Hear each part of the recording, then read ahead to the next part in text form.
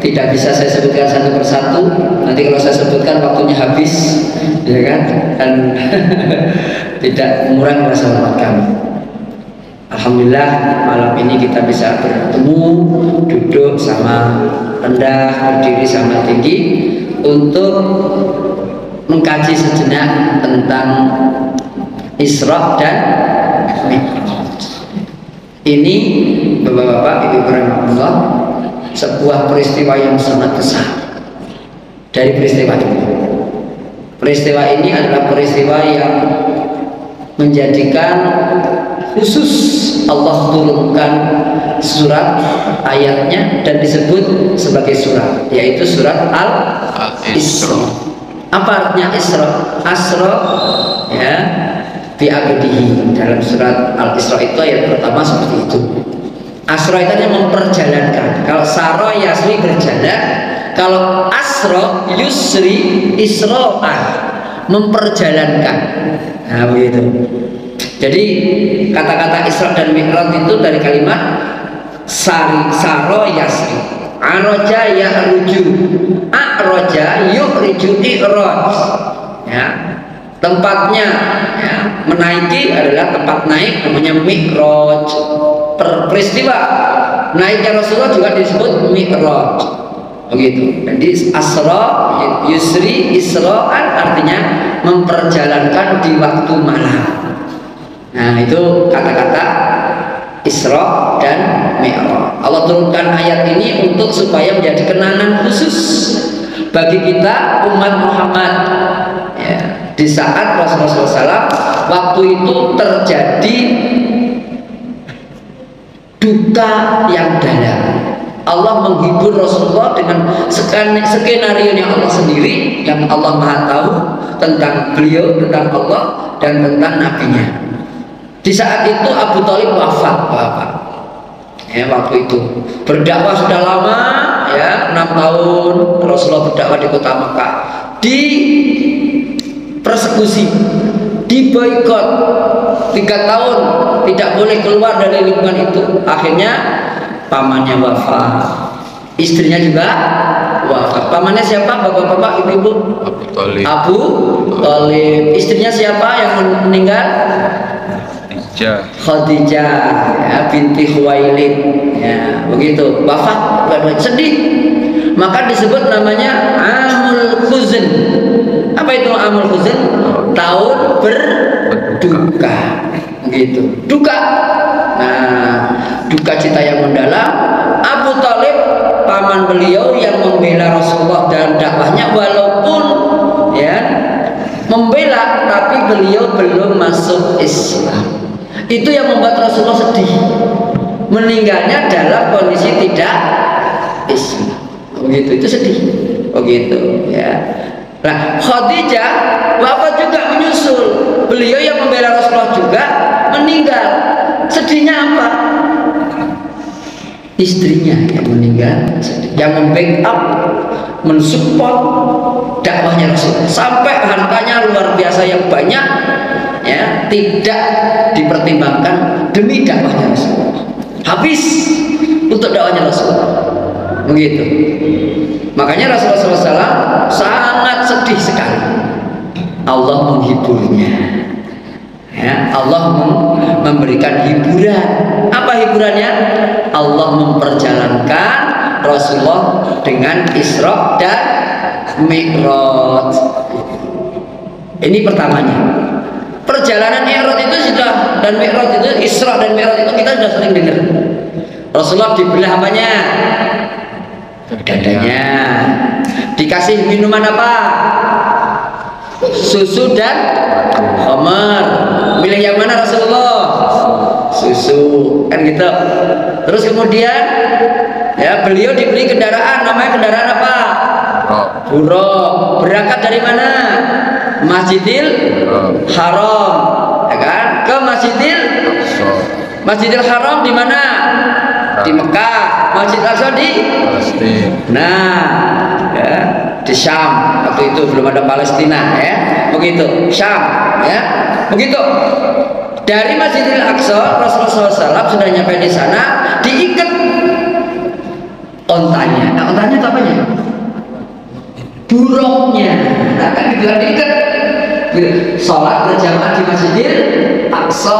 Setelah itu Mi'raj dari Masjid Aqsa ke Sidratul Muntaha. Apa itu di sana? Beliau sudah dapat banyak cerita di neraka, di surga. Ya, yang terakhir ya, ada namanya Sidratul Muntaha. Ada melewati sebuah masjid di sana, namanya Masjid Baitul Ma'mur. Masjid Baitul Ma'mur, di situ sholat para malaikat sehari itu 70.000 malaikat. Yang pernah sholat di situ keluar, nggak pernah balik lagi. Ganti terus malaikat. Sejak dulu sampai ada kiamat, kira-kira berapa? Nggak usah dihitung, gitu kan? Nggak usah dihitung. Itu ceritanya. Lalu terus, ya kan? Kemudian berjumpa lagi kepada para nabi, Nabi Adam, Ibrahim, Nabi yang lain, Nabi Musa, Nabi Isa. Nah, ketemu Nabi Musa, ya, ketemu Nabi Isa, dan seterusnya. Allah perintahkan sholat. Berapa? Waktu itu 50 itu 50. Kalau kita pernah bisa, bagaimana pendapatnya? Nembak. Akan mau 50 kita nembak. Kan gitu kan? Begitu. Kalau kita yang sekarang berapa? 5, tapi nilainya berapa? 5. Ya, kita dispensasi kepada Allah. Kasih dispensasi, subhanallah. Begitu. Coba kalau kita ada dispensasi Nabi Musa tidak cocok 50 sama 2, kira-kira gimana? Kira-kira gimana? Kita sholat tiap hari tiap malam berapa? 50 kali, kira-kira berapa jam? Hah? Loh, 5 aja kan kita terlambat. Ya kan? Begitu. 5 aja terkadang kita keteteran. Begitu. Kesiangan, ya kan? Begitu. Bagaimana itu? Makanya subhanallah. Kita apa? Dengan Isra Rasulullah, Mi'rajnya Rasulullah itu memberikan keringanan. Kewajiban tapi ringan. Begitu. 5, nilainya 50. Terus 5 pun ketika kita bepergian boleh dijamak dan boleh di masalah. Kalau sakit boleh berbaring, begitu. Boleh duduk, begitu. Ya, boleh dengan isyarat. Kalau nggak bisa berbaring enggak, ini duduk aja udah. Begitu kalau nggak bisa bergerak, isyarat boleh. Nggak bisa isyarat, disalatin kan gitu. Begitu, ibu. Ini penting. Ya, ini baru cerita singkat. Cerita panjang di sini bisa satu buku saya bawain. Kalau di dunia kan harus bawain buku. Gitu. Kalau nggak ada punya, dalilnya gimana? Status saya harus ditanya begitu. Mungkin nggak bisa bertanya bawain buku dulu. Begitu. Ada dalilnya nggak? Sudah kalau begitu kan? Ada dalilnya di Quran. Begitu. Subhanallah asra fi abdihi la ilaha illa masjidil haram ila masjidil aqsa. Allah dibaraknya sampai terus cerita Isra Rasulullah. Tapi di tengah-tengah, ya, di tengah-tengah ada kisah tentang masalah orang Yahudi. Begitu. Lalu, ya. Jadi kata Allah tentang Yahudi, lalu itu nafil ardi marrataini wa ta'alunna wa kabira. Begitu. Kamu akan berlaku, ya, kerusakan, membuat kerusakan di muka bumi 2 kali. Begitu. Dan kamu akan melampaui batas 2 kali. Begitu. Tapi nanti pada hari kiamat, sebelum terjadi kiamat, kamu akan dihancurkan oleh hamba-hamba Allah. Begitu. Makanya Allah ini cerita itu. Dan ditutup sebelum tutup ayat tentang masalah Yahudi itu Allah menutupnya dengan kata-kata Inna hadzal Qur'ana yahdi lillati hiya aqwam wa yubashshirul mu'minina alladziina ya'maluna as-shalihati anna lahum ajran kabira. Al-Qur'an. Apa hubungannya dengan Isra dan Mi'raj? Hubungannya adalah orang yang percaya Al-Quran akan percaya Isra dan Mi'raj. Orang yang tidak percaya Isra dan Mi'raj berarti tidak percaya akan kedatangan Al-Quran, akan ayat Al-Quran, dan tidak percaya kepada Nabi Muhammad. Maka orang yang percaya kepada Isra Mi'raj Rasulullah itu yang pertama siapa Bapak? Abu Bakar. Nah, gitu. Ya, Abu Bakar As-Siddiq. Kenapa disebut As-Siddiq? Di saat orang mengingkari semua ya perilaku Rasulullah ketika Isra dan Mi'raj, Abu Bakar dapat berita, Abu Bakar, temanmu itu loh semalam bisa berangkat dari Masjidil Haram ke Masjidil Aqsa, dari Masjidil Aqsa ke Sidratul Muntaha semalam. Belum ada pesawat, boro-boro pesawat bajai aja belum ada. Begitu, bajai belum ada, apalagi kereta cepat. Begitu, nggak ada. Begitu kereta cepat, kereta ringan aja juga belum ada. Begitu. Bagaimana? Satu malam dari Masjidil Haram ke Masjidil Aqsa yang jauhnya luar biasa, ribuan kilo. dari Mekah ke Masjidil Aqsa itu jauh sekali. Dari Masjidil Aqsa ke langit apalagi, belum ada Challenger, belum ada Hercules, begitu. Belum ada itu pesawat Garuda utang gitu kan, pinjem kan gitu kan, nggak ada. Bagaimana gitu? Belum lagi itu Nabi Muhammad berangkatnya dari Isra dan Mi'raj, ya, itu pakai badannya atau ruhnya saja, begitu. Ruhnya saja atau badannya juga ikut, begitu. Itu juga perdebatan ayat. Abu Bakar, kalau itu yang cerita Nabi Muhammad, yang cerita Muhammad, saya percaya. Itu Abu Bakar. Maka disebut Abu Bakar As-Siddiq. Begitu. Nah, orang-orang yang mempercayai Nabi Muhammad, ya, tentang Isra-nya, tentang ayat-ayat Qur'annya, tentang sabda-sabdanya, perilakunya, itu disebut ya siddiqun. Orang-orang yang percaya kepada Nabi Muhammad, begitu. Dan diamalkan menjadi amal soleh, yang baik-baik diamalkan, yang tidak baik, yang tidak sesuai dengan tuntunan Rasul ditinggalkan. Itu namanya soleh, begitu, ya kan? Nah, orang yang mengamalkan kesolehan itu kemudian membenarkan apa yang disampaikan oleh Rasulullah, kemudian dia memperjuangkan, membelanya sampai mati, namanya syuhada. Ngumpul syuhada, siddiqun dan solihin bersama an-nabiyyin, begitu ngumpul. Mereka lah orang yang selalu kita minta kepada Allah, ya kan? Kita ketika membaca Al-Fatihah, ihdinas siratal mustaqim, tunjukkan kami jalan yang lurus. Bagaimana jalan yang lurus? Siratal ladzina an'amta alaihim, jalannya orang-orang yang kau berikan kenikmatan pada mereka. Siapa yang diberi nikmat? Ya, wa may yuti'illaha wa rasulahu fa ulaika ma'al ladzina an'ama Allahu alaihim minan nabiyyin was-siddiqin wasyuhada'i was-sholihin wa hasuna ulaika rafiqa. Surat 4 ayat 69. Jadi ketika kita sholat membaca ihdinas siratal mustaqim siratal ladzina an'amta alaihim, itu sebenarnya implementasi daripada percayanya kita kepada Rasulullah dengan totalitas, yaitu percaya dengan sabdanya dan percaya kepada Isra dan Mi'rajnya. Kenapa? Nabi orang yang siddiqun, orang yang syuhada dan sholihin, mereka adalah percaya tentang Isra-nya Rasulullah. Nah, Isra-nya Rasulullah SAW diambil ibrah oleh kita sekarang ini. Nabi Muhammad tidak pernah mengajarkan memperingati Isra Mi'raj, itu nggak ada, memang nggak ada. Tetapi kita mempelajari apa hikmah di balik Isra-nya Rasulullah, itu sebuah keniscayaan. Orang yang percaya Islam, orang yang percaya diwajibkannya sholat, kalau nggak mempelajari Isra dan Mi'rajnya Rasulullah, dia tidak paham bagaimana cerita sholat yang benar.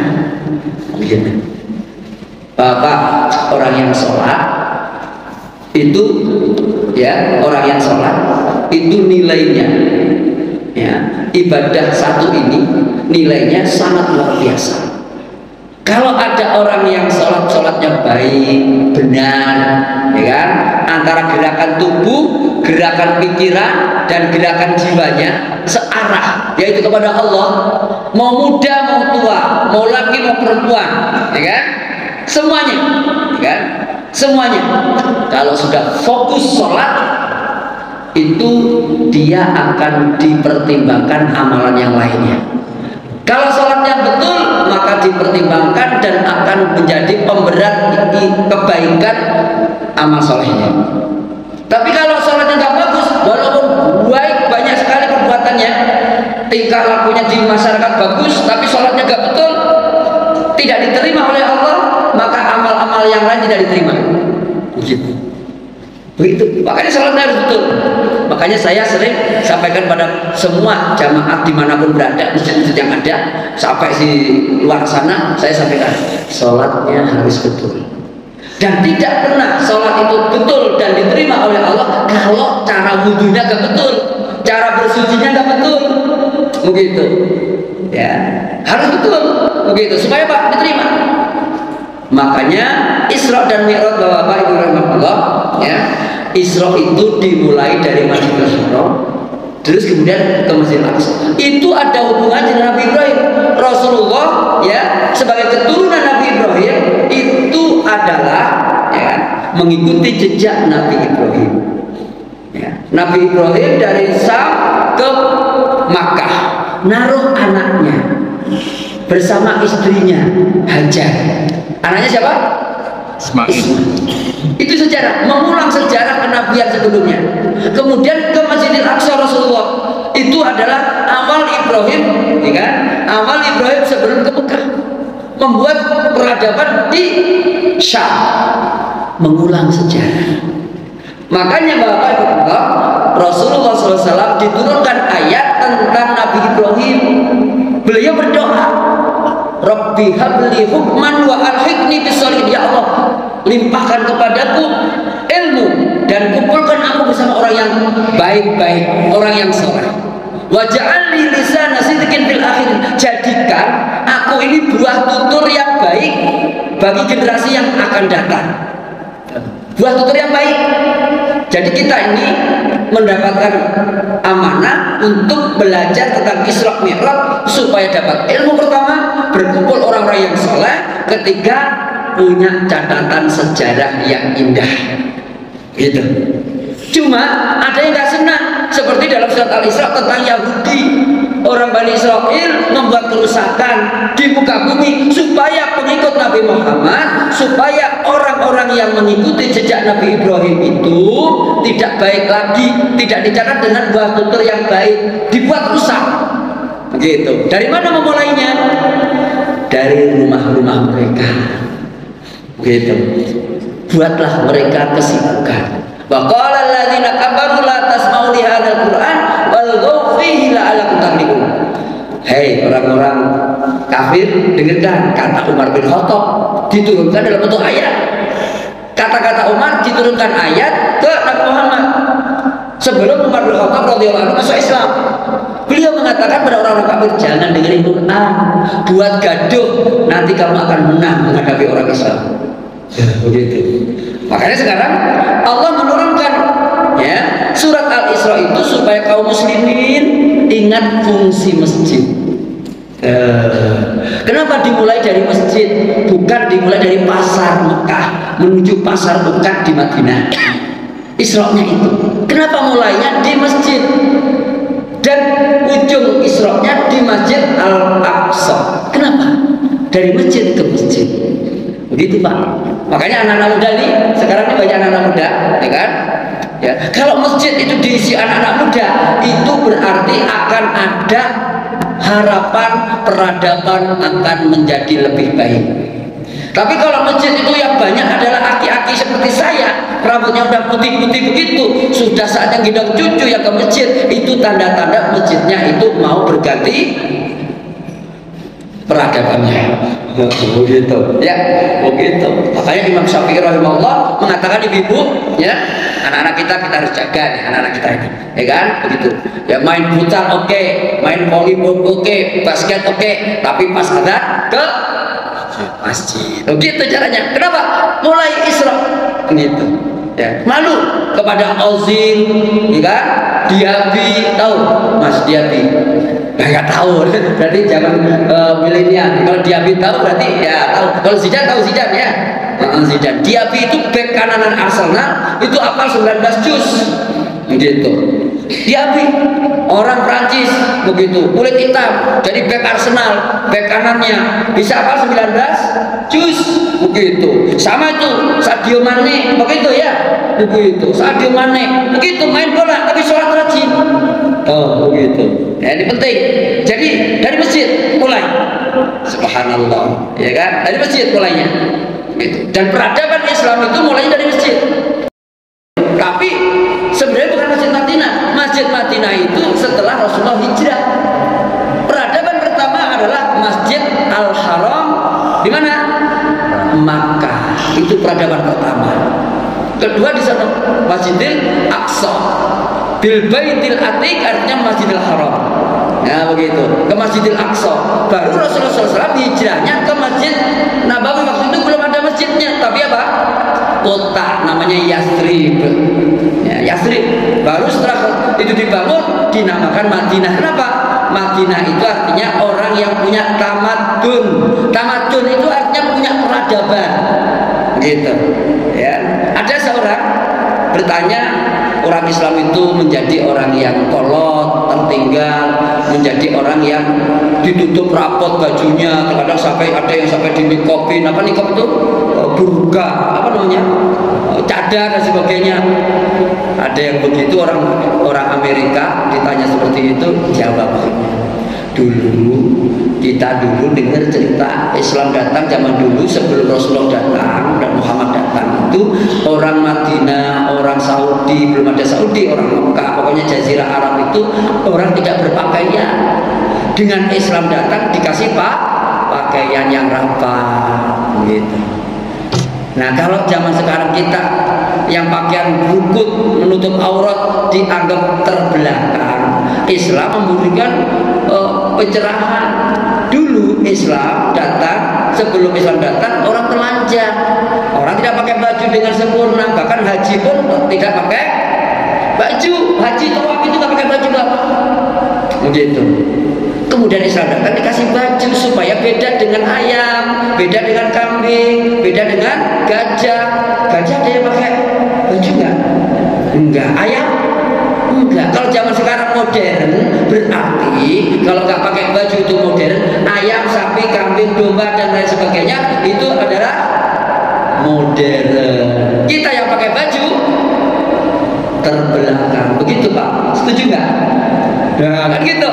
Ini jadi Islam datang di Mekah itu mengajarkan kepada peradaban. Nabi Muhammad ya lahir dari keturunan daripada Ismail dan suku Jurhum yang ada di Mekah itu. Keturunan dari situ. Kemudian dari masjid itulah Rasulullah SAW membangun sebuah peradaban khusus yang memadukan semua suku yang ada. Yang dari Ansor Madinah dinikahkan dengan orang yang dari Makkah, disaudarakan, ta'akhi dan sebagainya. Itu adalah dampak dari masjid. Masjid itu adalah mempersaudarakan, dan fungsi daripada masjid adalah memakmurkan masyarakat, bukan sekedar makmur masjidnya dengan aktivitas, tapi makmur juga dalam ekonominya, makmur dengan aktivitasnya. Masyarakatnya hidup dengan guyup sampai mereka menawarkan salah satu daripada mereka ya tentang makanannya. Dia harus tidak makan rela demi saudaranya. Dia rela memberikan sawahnya, kebunnya demi saudaranya. Dan itulah Rasulullah mendapatkan ayat tentang Isra dan Mi'raj ini untuk apa? Membangun peradaban dimulai dari masjid, dimulai dari sholat. Karena sholat itulah akan yang menciptakan orang menjadi orang yang dekat dengan Allah semakin dekat. Yang jauh menjadi dekat, yang dekat semakin dekat dengan Allah. Kenapa? Sholatnya bukan fisiknya saja, tapi sholatnya adalah ruh. Ruhnya nyampe ke langit. Ruhnya berpikiran sampai surga. Ruhnya sampai pikiran dan neraka. Sholat saya ini bisa memasukkan surga saya, memasukkan saya ke surga lebih cepat atau tidak? Sholat saya ini bisa menghindarkan dari neraka atau tidak? Begitu. Jadi kalau kita sejak muda, ya kan, seperti anak-anak kita ini yang muda-muda ini sudah terbiasa ke masjid, itu berbeda dengan orang-orang yang tidak terbiasa ke masjid. Perilakunya, tutur katanya, ya kan, tingkah lakunya, semuanya beda. Walaupun dia yahtalitun, walakin yatamayazun. Mereka bergaul Bapak, tetapi mereka berbeda pergaulannya. Begitu. Tidak sembarangan kalau bicara. Begitu. Bukan berarti nggak boleh canda, boleh.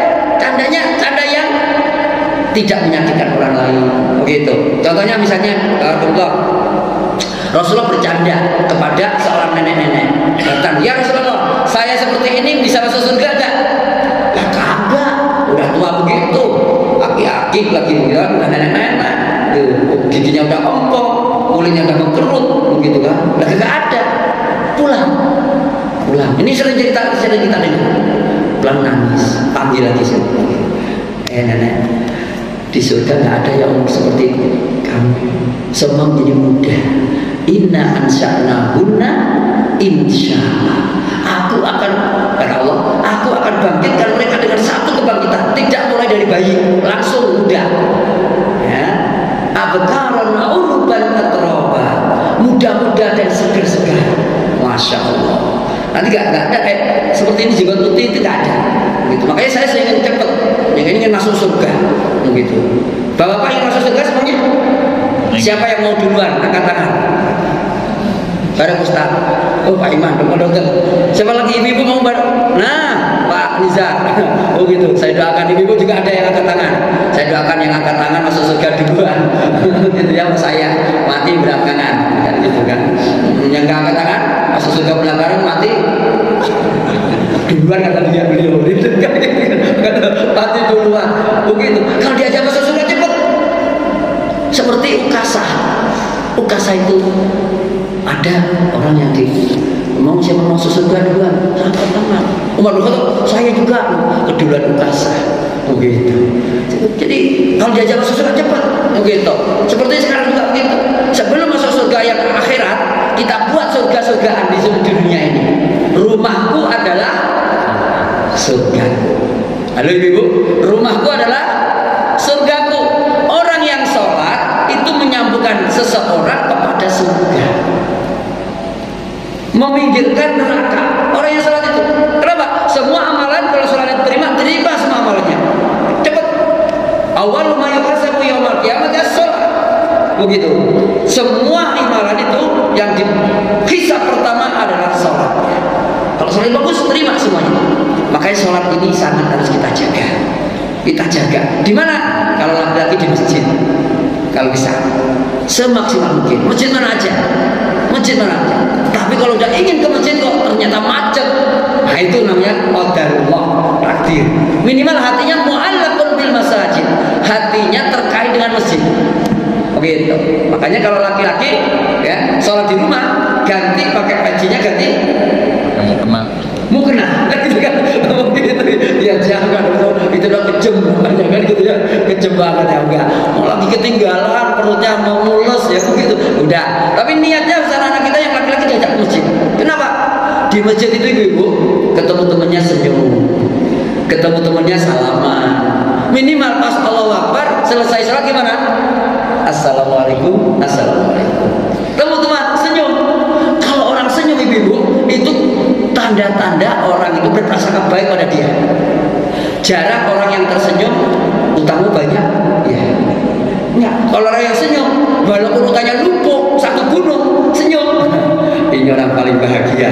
Padahal utangnya banyak. Begitu. Begitu. Kayak orang bisa begitu, Bu.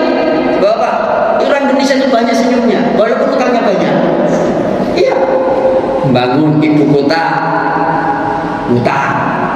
Bangun rel, utang. Bangun tol, utang. Tuh. Bangun apalagi jembatan, utang. Yang lebih parah lagi rakyatnya itu bilang Ustaz, alhamdulillah Ustaz, kemarin permohonan kita kredit ke bank itu rumah di sana itu apa disetujui, alhamdulillah Ustaz. Itu ngapain kira-kira? Apa itu berarti? Ngutang ya? Ngutang itu alhamdulillah. Nah, itu orang Indonesia punya utang alhamdulillah. Kalau nggak disetujui bank, aduh Ustaz, nggak disetujui oleh bank, susah kita Ustaz. Kan gitu, nggak punya utang malah susah, sedih. Begitu punya utang, alhamdulillah. Itulah orang Indonesia. Oh gitu. Kalau orang luar negeri Pak punya utang tuh malu, sedih. Gitu. Orang Indonesia seneng, alhamdulillah. Lucu memang Indonesia ada lagunya. Begitu ada lagunya. Gimana lagi? Indonesia negeriku. Terusnya? Orangnya lucu-lucu. Ustadznya juga lucu. Siapa nggak lucu? Punya utang alhamdulillah. Kan gitu. Kalau presiden lunas utang kan seneng. Ditawarin bank lagi. Pak rumahnya udah lunas, mau direnovasi. Alhamdulillah Pak dapat tawaran lagi. Kan gitu. Begitu. Itu kayaknya pengalaman kita yang tersenyum itu ya. Begitu. Ini contoh Indonesia. Padahal kalau sudah sholat itu doanya ya Allah. Allahumma inna na'udzubika minal hammi wal hazan. Ya Allah lindungi aku ya Allah dari perasaan yang sedih dan ketakutan. Kan itu kan? Wal ajli wal kasal, malas dan juga lemas gitu kan. Allahumma ya Allah inna na'udzubika minal hammi wal hazan wa ajli wal kasal wa jubni wal bukhl. Ya, perbuatan yang apa namanya bodoh kan dan bakhil ya kan. bika min walabatidaini wa qahri. Ya Allah, lindungi aku dari hutang-hutang dan cengkeraman orang yang berhak, orang yang diktator. Kita memang enggak, alhamdulillah. Begitu kan? Kita dapat utangan. Jangan alhamdulillah, istighfar mestinya. Begitu. Nah, ini kelucuan di negeri kita. Isra dan Mi'raj menjadikan kita berpikir yang logik, bersih hatinya, tidak ada dendam, tidak ada kebencian.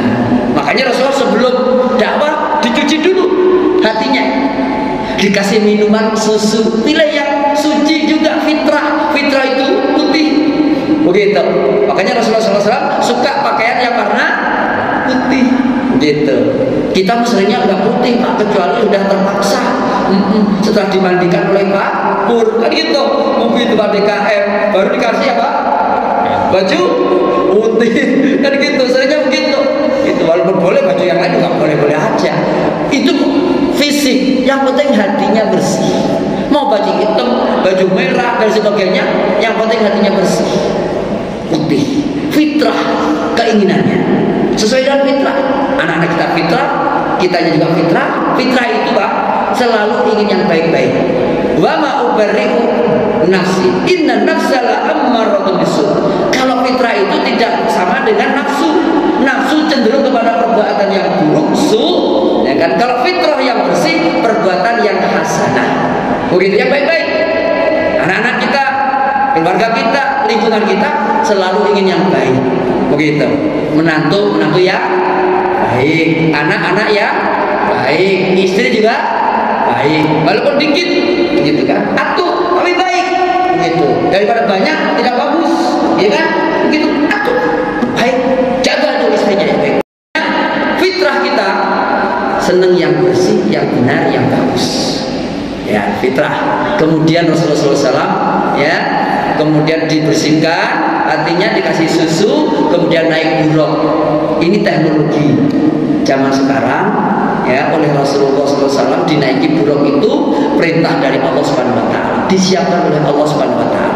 Artinya orang zaman sekarang walaupun teknologinya secanggih apapun, belum ada yang mengalahkan kecepatan buruk yang diberikan oleh Allah kepada Nabi sebagai kendaraannya.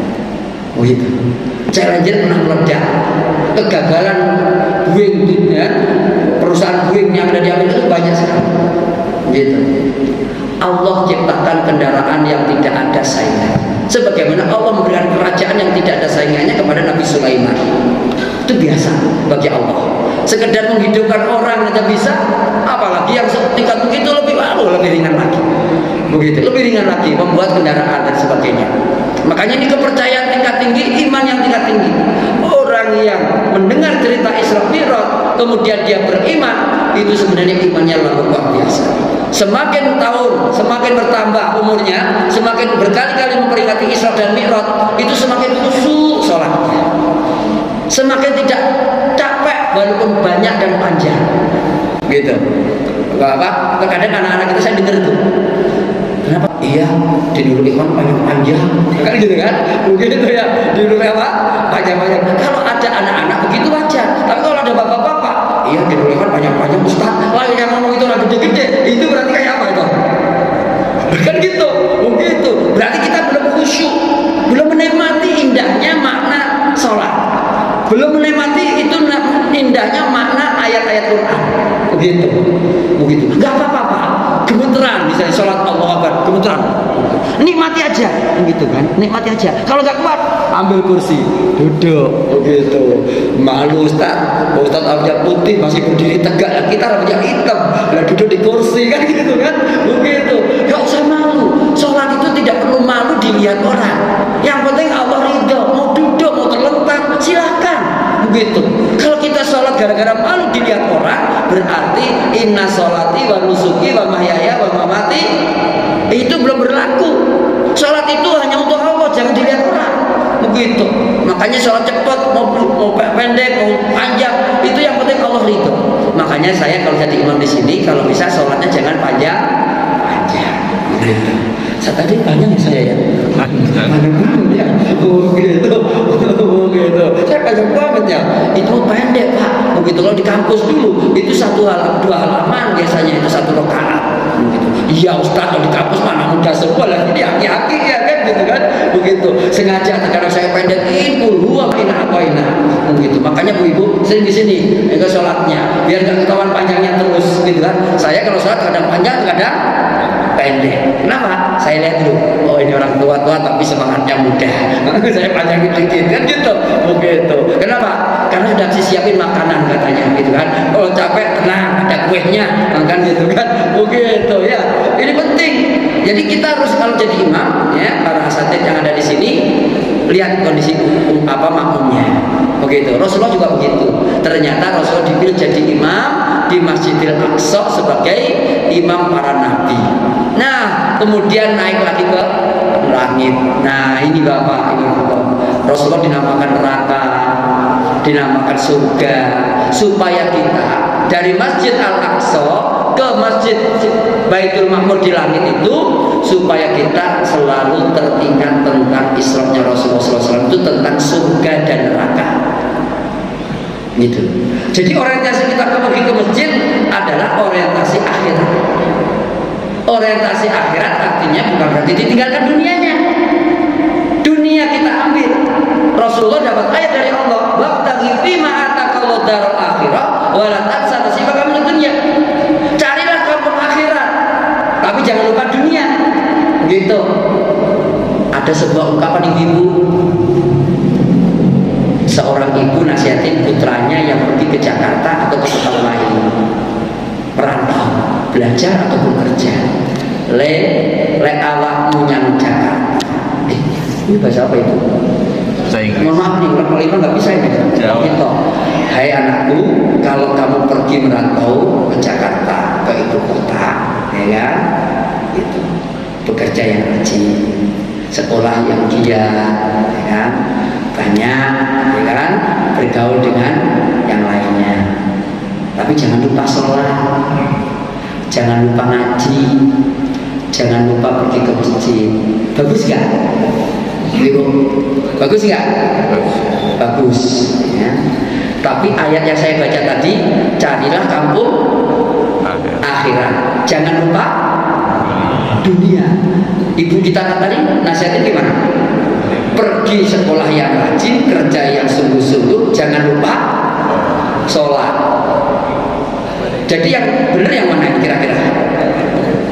Yang jangan lupa dunia atau jangan lupa akhirat? Jangan lupa sholat atau jangan lupa dunia? Jangan lupa dunia. Nah, ini kelihatannya bagus dikemas oleh kata-kata ibu kita, itu bagus. Kalau kamu pergi ke Jakarta kerja atau sekolah, kuliah yang rajin, bekerja yang sungguh-sungguh, nabung, nikah yang cari yang baik, tapi jangan lupa sholat. Makanya setelah nikah lupa sholatnya, setelah kerja lupa ngajinya, setelah kerja jarang ke rumah ustaz, banyak alasannya. Begitu pergi ke rumah ustaz ya dilihat jam. Begitu ya. Kalau pergi ke mall bapak pernah lihat jam nggak? Pergi ke pasar kalau pernah lihat jam nggak? Saya sering lihat jam. Di tukang jam itu ada. Begitu tengah itu kan. Begitu lihat jam, bagus juga jamnya. Begitu. Tapi kalau kita ngaji itu yang dilihat apanya? Jamnya. Begitu. Yang dilihat jamnya. Begitu. Jam berapa ini? Oh, udah jam 9 ya. Begitu kan? Begitu kan? Begitu ibu-ibu ya. Kalau majelis taklim itu yang dilihat jam. Tapi kalau kita lagi arisan itu lupa jam. Ya kan gitu kan. Apalagi udah ada bis sudah siap-siap itu. Di bis pun nggak mikirin jam. Begitu. Buat family gathering gitu. Begitu. Kenapa begitu? Ustaz tahu? Bukan tahu, saya ngalamin sendiri. Kan gitu kan. Begitu. Kalau ngaji itu inginnya lihat jam. Begitu. Tapi kalau main bola itu nggak ingat jam. Kan gitu kan. Main bola, main badminton itu yang ingat dapat kok. Menang kalah lama kok kali kan gitu.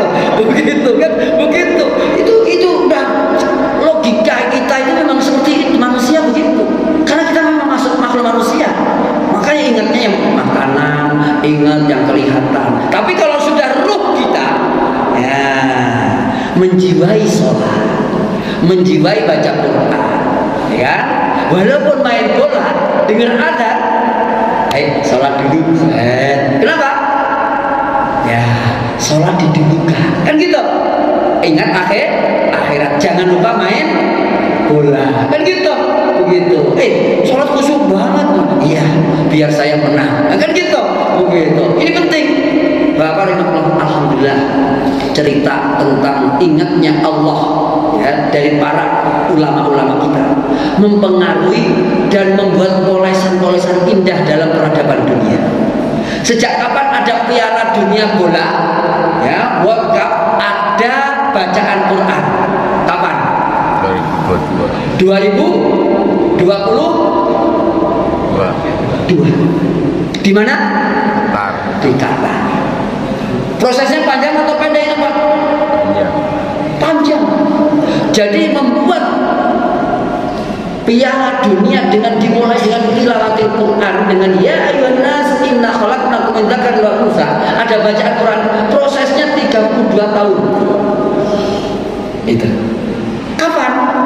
Sejak Qatar ya, Syekh Qatar itu kan, ya, rajanya Qatar itu menerima seorang tamu, seorang ulama dari Mesir, namanya Yusuf Qaradawi. Tinggal di sana, diterima oleh raja, kemudian dipersilakan untuk mendidik keluarga raja dan mendidik rakyat Qatar untuk membuat sekolah-sekolah agama dan membuat kampus yang ada di sana. Dimulailah peradaban itu 32 tahun yang lalu. Sampai akhirnya 10 tahun yang lalu Yusuf Qaradawi ketika dimintai fatwa, bolehkah Qatar menjadi tuan rumah piala dunia? Boleh. Begitu. Setelah dirancang bagus, beliau wafat sebelum menikmati indahnya piala dunia. Berapa orang yang masuk Islam? Islam itu indah. Begitu. Akhirnya buat piala dunia itu dengan subhanallah image indahnya Islam. Orang Argentina, orang Brazil, Venezuela, Paraguay, orang Eropa datang ke sana, subhanallah, dengerin ada makan gratis, subhanallah. Di sini sudah ada tuh makan gratis, sudah ada kan ya? Gitu. Cuma bolanya belum ada. Kenapa? Lapangannya rusak. Lapangannya rusak. Nanti kita buat bagi, insya Allah. Kita bikin lapangan tenis dari lapangan yang bagus. Kita buat dari masjid buat sehat anak-anak dan keluarga kita. Dari masjid Islam indah. Dari bola, dari futsal, dari badminton, dari basket, indah. Begitu. Ada tawuran nggak di Qatar kemarin? Kenapa? Semuanya indah. Begitu. Makanya hiburan Allah, kita harus punya cita-cita. Orang yang masuk surga itu adalah orang-orang yang la yadkhulul jannata hatta tu'minu, tidak masuk surga sampai kamu itu beriman. Wala tu'minu, dan tidak menjadikan orang kamu itu beriman dengan benar hatta tahabbu, sampai kamu saling mencintai. Awala adullukum ala syai'in idza fa'altumuhu tahabbtu. Maukah kamu aku tunjukkan sesuatu, kalau aku tunjukkan sesuatu kamu amalkan, maka kalian saling mencintai. Apa itu? Afsus salam, sebarkan salam. Apa? Salam secara kata-kata assalamualaikum, salam secara makna hakiki yaitu apa? Perdamaian. Dibuktikan sholat dimulai dengan apa? Takbiratul ihram, ditutup dengan salam. Apa artinya salam? Assalamualaikum, assalamualaikum. Jangan sampai orang sholat dengan tetangganya yang sholat assalamualaikum, assalamualaikum, tapi ketika sudah berkomunikasi di lingkungan nggak pernah sapanya Pak. Kayak satron. Apa satron Pak? Bahasa Indonesianya apa? Satron. Bermusuhan, nggak nyapa. Assalamualaikum, assalamualaikum. Itu kenapa Pak? Kok manyun aja tetangga kita? Ya udah mah, kirim mah. Itu singkong keju. Singkong keju. Kok masih manyun? Apa? Itu masih manyun, kita kasih tolong. Kurang 2 bungkus singkong keju. Masih manyun lagi Pak? Ganti martabak alim. Gitu. Masih manyun lagi? Kasih tongseng. Oh gitu. Terus sampai jenuh. Gitu Pak. Kita yang memulai nyapanya. Kalau nyapa assalamualaikum, diem Pak. Tapi kalau sambil ngopi sama singkong keju, Pak, itu oke. Insya Allah. Kalau belum oke juga kasih itu apa tadi? Martabak belum oke juga kasih apa? Tongseng nggak bisa mesin tengkleng sampai nengkleng orangnya. Begitu. Iya begitu. Itu caranya Pak. Jadi kita yang memulai untuk salam perdamaian. Gitu. Jadi Masjid Nurul Ikhwan ini memulainya dengan salam. Assalamualaikum. Oh gitu. Jangan ketika mau jadi caleg aja salam tetangganya. Giliran kan dicalekin nggak pernah salam. Itu Pak, sekali tahun-tahun sekarang ini sudah banyak orang berbuat baik Pak. Terima gitu. Kalau ada orang caleg-caleg datang, terima Pak. Begitu mau nyumbang lapangan, terima. Mau nyumbang jalan, terima. Pokoknya begitu aja. Orang baik kok ditolak, begitu kan. Kenapa? Afsus perdamaian. Jangan bermusuhan dengan orang. Begitu. Jangan kata-kata benci, kata benci itu hilangkan semuanya. Afsus itu nilai makna sholat yang Allah turunkan pada Nabi 5, tetapi maknanya 50, nilainya 50. Begitu. Dari mulai takbir. Kalau belajar tentang sholatan, Bapak, ketika kita rukuk aja, ketika sujud aja, itu berbeda maknanya. Kenapa kalau sujud kita kepala kita sejajar dengan dengkul, lutut dengan kaki jari jemari kaki dan jari jemari tangan. Gitu. Kenapa sujud kita kok nggak begini? Kenapa sujudnya begitu? Rukuknya begini. Kenapa nggak begini? Begini Pak. Lurus. Kepala lurus. Untuk meluruskan ini secara kesehatan. Apalagi yang begini. Allahu Akbar. Kenapa tangannya Allahu Akbar begini? Kemarin saya baru diposting sebuah senam dari China. Gitu kan? Jadi kan 2000 kali begini, begitu. Yang mendingan sholat kan gitu kan, begini, begitu tahajud, begitu. Ikutin dari Cina senam apa namanya? Tai Chi ya kan, begitu. Giliran sholat kena kan gitu kan, begitu. Dan sembuh Pak, asam uratnya sembuh katanya. Terus kemudian urat saraf kejepit sembuh katanya. Begitu dikirim ke saya. Subhanallah. Ini ada sholat dari Nabi. Sujud gitu. Gitu coba. Kenapa Pak sujud itu kalau kepalanya di bawah? Kalau pas lagi sujud yang paling tinggi apanya Pak? Pantatnya. Apa yang paling tinggi? Halo? Pantatnya kata Bapak Haji. Begitu coba siapa nih? Arka sini sujud. Sini lah. Begitu. Ustaz Arya sujud. Coba. Gini Bu. Ini saya terakhir lagi ini sejak pertama kali saya ngaji di sini sudah saya tahu sebenarnya. Cuma ini penduduknya baru semua kayak gini. Gitu kan? Sujud Pak Ustaz Arya. Silakan sujud. Kalau kata bapak-bapak tadi kan paling tinggi apa tadi? Pantatnya ya, maaf ya. Pantat itu di sini. Ini bukan pantat. Punggung mau di sini. Oh, betul. Ini apa ini? Halo apa? Pinggang mau di sini. Ini apa? Ekor. Tulang? Makasih Ustaz. Bapak kenapa tulang ekor?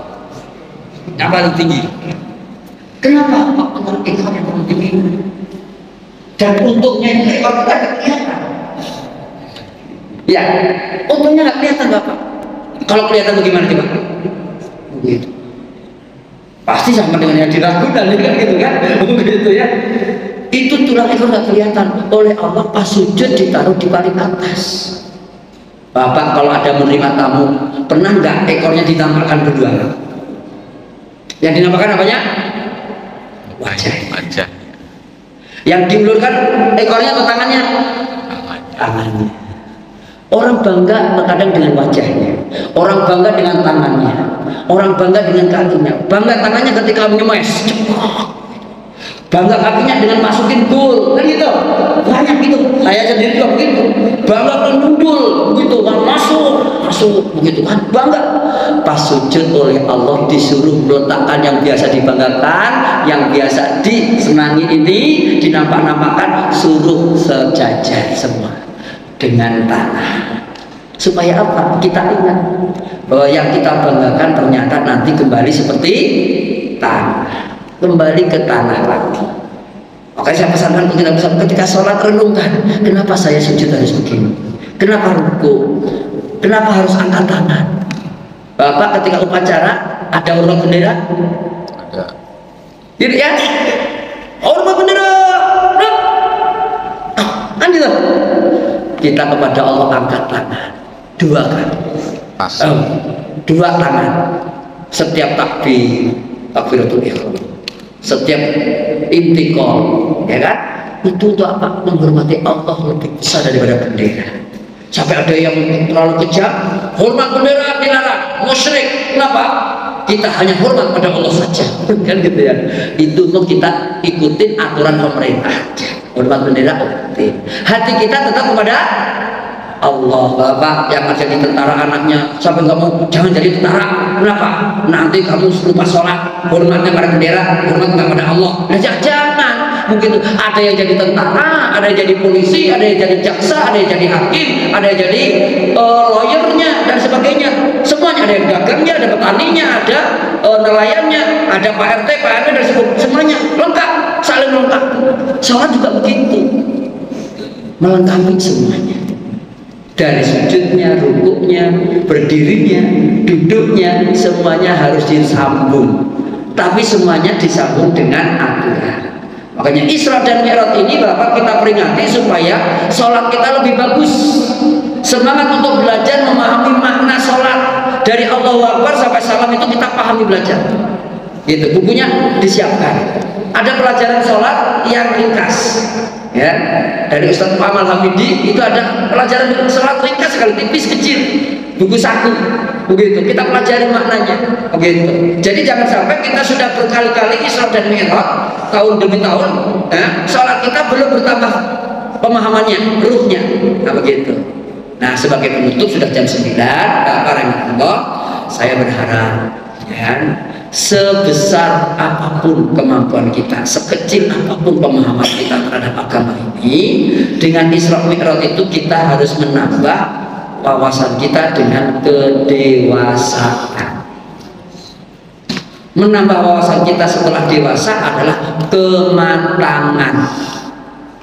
Orang yang dewasa dan orang yang matang, ya, tidak ditentukan oleh usianya. Boleh usia muda tapi matang. Tapi ada orang usianya tua tapi nggak matang-matang. Gitu. Itu saja, kita tutup dengan doa langsung ya. Alininya makulininya sampai Al-Fatihah.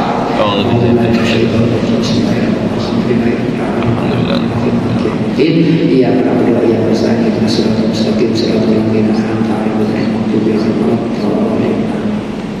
Allahumma ya Allah ya Arhamar ya Allah bifadlil Fatihah wa bikaramatil Fatihah ya Allah wa bikaramatil tilawatil Fatihah Allahumma arhamna Allahumma ighfir lana Allahumma arhamna waghfir lana waghfir li walidayna Allahumma ighfir li walidayna ya Allah wa ajdadina wa jaddatina wa dzurriyyatina wa azwajina ya Allah Allahumma ya Allah maafkanlah dan ampuni dosa dan kesalahan kami, dosa dan kesalahan kakek nenek kami, orang tua kami, bibi paman kami, anak-anak, istri, suami kami, cucu kami, keturunan kami ya Allah, tetangga-tetangga kami yang beriman kepadamu ya Allah, para guru kami, ulama kami, para pemimpin negeri kami ya Allah yang beriman kepadamu ya Allah. Ya Allah yang hadir di sini ya Allah, sayangilah kami, rahmatilah kami ya Allah, yang tidak hadir ya Allah satukan hati kami walaupun jauh di mata, dekatkanlah dengan hati-hati kami ya Allah. Ya Allah wujudkan cinta kami ya Allah dengan peringatan Isra dan Mi'raj ini, bukan sekedar memperingati ya Allah, tapi meningkatkan kualitas sholat kami ya Allah, meningkatkan kualitas ya Allah kesucian jiwa kami ya Allah, ya Allah meningkatkan ya Allah kualitas fitrah kami ya Allah. Ya Allah mendekatkan diri kami ya Allah kepadamu ya Allah, lebih banyak lagi ya Allah. Kami ya Allah masih banyak ya Allah menghabiskan waktu kami ya Allah untuk dunia kami ya Allah, sementara untuk akhirat kami ya Allah masih sangat minim ya Allah. Ya Allah yang minim ini ya Allah dalam ibadah kami, dalam tilawah kami, dalam sholat-sholat kami ya Allah, dalam sedekah kami ya Allah, berikanlah lipat ganda pahala kami ya Allah. Gantikanlah ya Allah apa yang kami nafkahkan baik materi ataupun non materi ya Allah dengan ganti yang lebih banyak dan berkah ya Allah. Ya Allah, alirkan dalam diri anak-anak kami, keluarga kami, darah-darah yang berasal dari makanan yang halal. Ya Allah, jadikanlah makanan yang halal itu ya Allah penyemangat bagi anak-anak kami, putra-putri kami untuk ibadah kepadamu ya Allah, menyayangi kedua orang tuanya ya Allah, berbakti kepada negara, bangsa dan agamanya ya Allah. Ya Allah, perbaiki akhlak mereka ya Allah dengan makanan yang kami berikan pada mereka ya Allah. Ya Allah ya Rabb, berikanlah kepada kami ya Allah doa-doa yang makbulah ya Allah, permintaan yang selalu kau berikan ya Allah. Andaikan kau belum berikan pada dunia ini ya Allah, kau tunda di akhirat pun kami ya Allah menerimanya asal kau ridho kepada kami ya Allah. Ya Allah, sehatkanlah tubuh kami, angkat penyakit kami, penyakit saudara kami yang tidak bisa datang di sini ya Allah, saudara kami Pak Dodi, Pak Haji Dodi dan yang lainnya ya Allah, Pak Haji Tanjung ya Allah. Berikan kesabaran kepada keluarganya untuk merawatnya.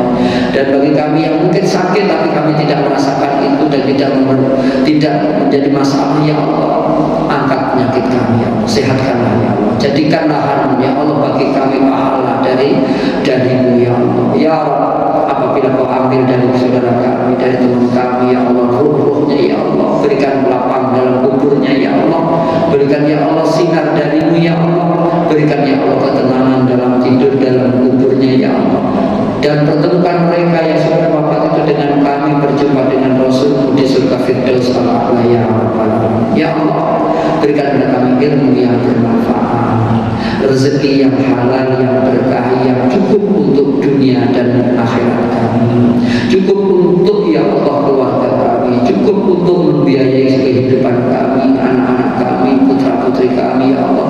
Ya Allah ya Rabb, jangan tinggalkan di antara kami seorang pun ya Allah yang memiliki hati penuh dengan kebencian, penuh dengan kedengkian, penuh dengan permusuhan. Padamkanlah ya Allah dengan rahmat-Mu untuk saling mencintai, saling menolong, saling membantu, saling mendahului kepentingan saudaranya ya Allah.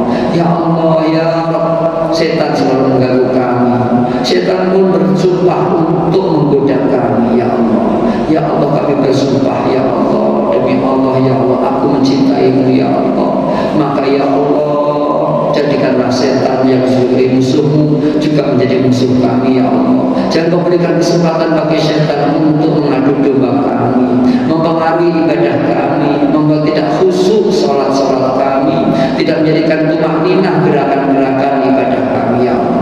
Ya Allah ya Rabb, tuntunkan kepada kami, bimbinglah kami dalam mendidik putra-putri kami, mendidik ya Allah anak cucu kami, baik di pendidikan tentang masalah agama, pendidikan masalah dunia, masalah ya Allah kehidupan yang menyelimuti kami di dunia ini ya Allah. Ya Allah, bimbinglah kami. Kalau bukan karena bimbingan-Mu ya Allah dan ya Allah tuntunanmu ya Allah, kami tidak banyak mengerti bagaimana cara mendidik putra-putri kami. Kutitipkan ya Allah anak-anak cucu kami padamu ya Allah, kutitipkan ya Allah tanggung jawab kami kepadamu ya Allah. Ya Allah, kuserahkan kepada kamu ya, kepadamu ya Allah kehidupan kami. Kami bertawakal kepadamu ya Allah. Kami sudah berusaha, Engkaulah yang menentukan. Kami sudah berdoa, Engkaulah yang memberikan ya Allah ya Allah. Ketika kami dititipkan di sekolah, para guru terkadang mereka ngantuk. Kutitipkan dalam penitipan ya Allah, yang kami titipi terkadang mereka terlena. Engkau tidak pernah tidur, Engkau tidak pernah lupa, Engkau tidak pernah terlena. Ya Allah, jagalah putra-putri kami, jagalah keluarga kami, jagalah rumah-rumah kami, lindungi ya Allah lingkungan kami dari ya Allah hal-hal yang Engkau tidak ridhoi ya Rabbal Alamin, dari ya Allah perangkap-perangkap setan, dari ya Allah berbagai macam yang membuat kami dan keluarga kami tidak bahagia. Rabbana atina fid dunya hasanah, ya Allah berikan dunia kami yang baik, wa fil akhirati hasanah, dan akhirat yang baik, wa qina adzabannar, dan ya Allah jagalah kami dari api neraka. Berkailah makanan kami, minuman kami, udara kami, dan lingkungan kami, rumah-rumah kami, dan masjid yang kami tinggali sekarang ini. Rabbana taqabbal minna innaka antas samiul alim wa tub 'alaina innaka antat tawwabur rahim. Rabbana atina fid dunya hasanah wa fil akhirati hasanah wa qina adzabannar. Wa akhiru da'wana. Mohon maaf kalau ada salahnya. Semoga apa yang saya sampaikan bermanfaat. dunia dan akhirat.